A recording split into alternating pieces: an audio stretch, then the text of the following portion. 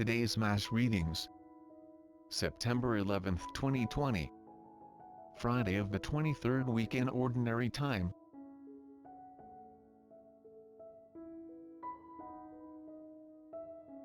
First reading. A reading from the first letter of Paul to the Corinthians. 1 Corinthians chapter 9 verse 16 to 19 and 22b to 27. Brothers and sisters, if I preach the gospel, this is no reason for me to boast. For an obligation has been imposed on me, and woe to me if I do not preach it. If I do so willingly, I have a recompense. But if unwillingly, then I have been entrusted with the stewardship. What then is my recompense? That, when I preach, I offer the gospel free of charge, so as not to make full use of my right in the gospel. Although I am free in regard to all, I have made myself a slave to all, so as to win over as many as possible. I have become all things to all, to save at least some. All this I do for the sake of the gospel, so that I too may have a share in it. Do you not know that the runners in the stadium all run in the race, but only one wins the prize? Run so as to win. Every athlete exercises discipline in every way. They do it to win a perishable crown, but we an imperishable one. Thus I do not run aimlessly. I do not fight as if I were shadowboxing.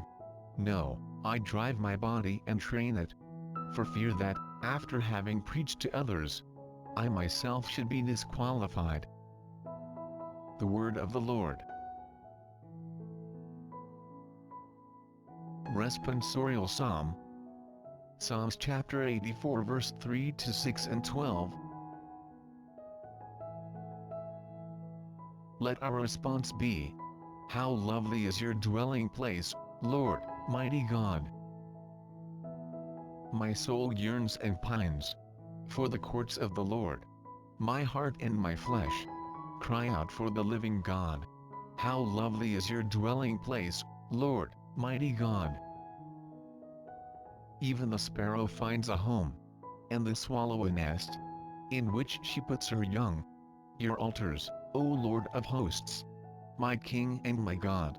How lovely is your dwelling place, Lord, mighty God. Blessed they who dwell in your house. Continually they praise you. Bless the men whose strength you are.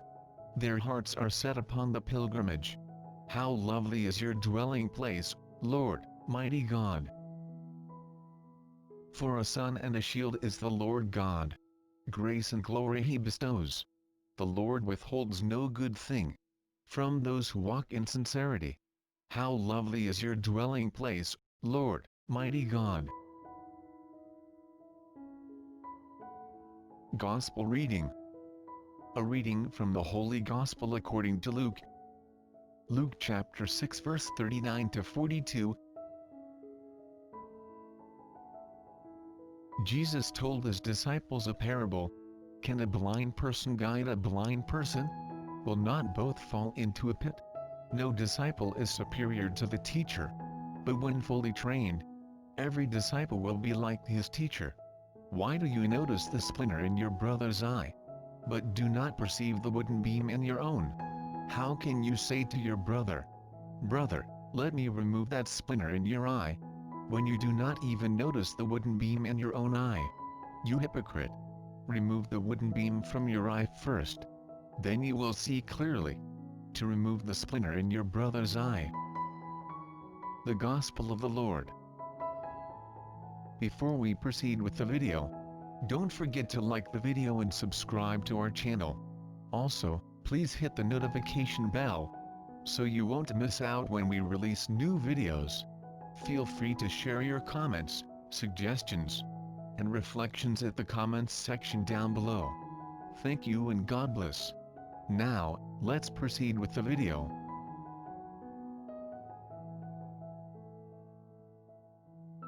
The reflection on today's Gospel. Lord, when you tell me to hold off criticism until I have cleared my own slate, you are telling me not to criticize at all. because I am never above criticism myself. In the story of the adulterous woman, when you said, "Let the one without sin cast the first stone," what happened? They went out, beginning with the eldest. Throwing stones, or bad-mouthing others, is an ignoble business. Taking to pieces is the trade of those who cannot construct. Did it ever happen that you realized you were condemning another person for their faults and then realized that your own faults were just as many or more? Jesus uses the homely example of a failure to see the log in my eye and the ability to see the speck in the others. It's just human to be like that.